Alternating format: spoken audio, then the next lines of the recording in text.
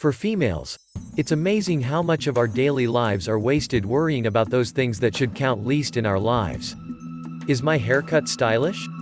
How can I make myself look slimmer, younger, cool, more, with it, sexier? We wear clothes that are too tight to make ourselves look slimmer, clothes too loose to hide the bulge, heels to make us look taller, makeup or dress styles to make us look younger.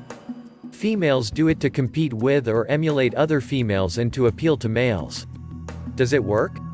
Sometimes it works for the outside, but rarely does it work for the inside. Why is that, do you think? What options do you have besides traditional medicine? For males, men are no less vain or insecure than the female counterpart. Men work out to get that muscular look, six-pack abs, or a large penis, which is often wishful thinking on their part. When young and single, they do their best to either compete with other males, or appeal to females. Both males and females sometimes give up on looking good at a young age under the guise of rebellion or indifference. What is it in the world of mental health that makes us so vulnerable to our emotions, so willing to allow marketing ploys, conditioning, and negative experiences govern our lives and personal beliefs? Is it the outside? Or what's underneath that counts? A comment we've heard and probably quoted without ever really considering the depth of its meaning. How does our belief system affect our interactions with self and others? Can CAM help with past traumatic experiences that manifest in physical conditions? Limiting beliefs. We are all victims or beneficiaries of limiting beliefs that can show up in medical conditions. Limiting beliefs often dictate reactions to the stress, physical or psychological, we experience in our daily lives.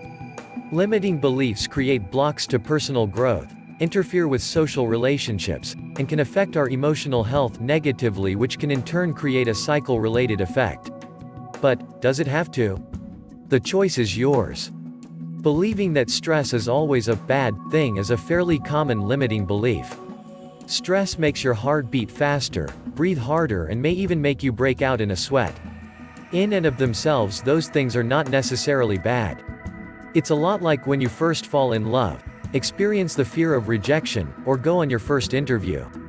Remember what that's like? When your heart beats faster, it pumps blood through your body and increases energy. When you breathe harder, you increase oxygen to your brain. It helps you focus and prepare for most challenges that come your way. It's kind of like the fight or flight syndrome.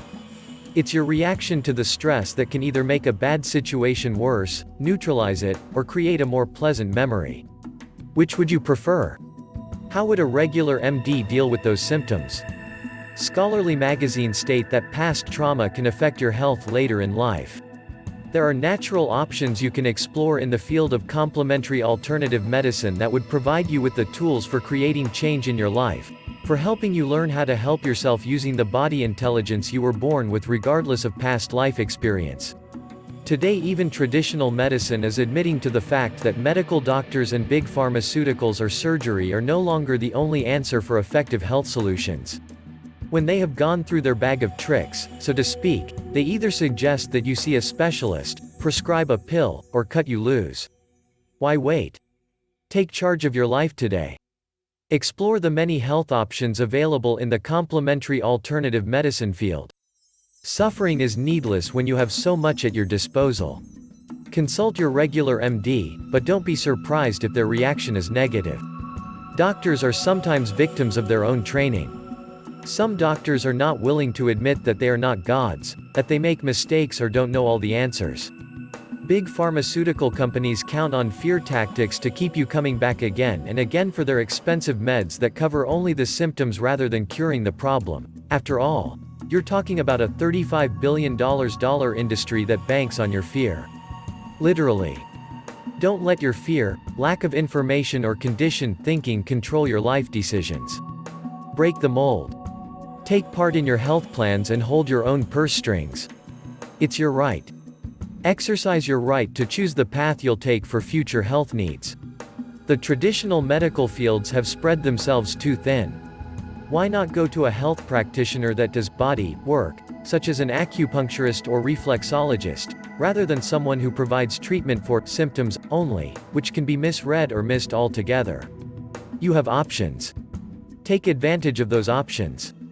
Take greater responsibility for your own health plan and explore the complementary alternative medicine services available to you to make an informed decision for you and your family. Even when your doctor says, "There's nothing more we can do for you," there is hope, but you have to take the first step. Try complementary alternative medicine today.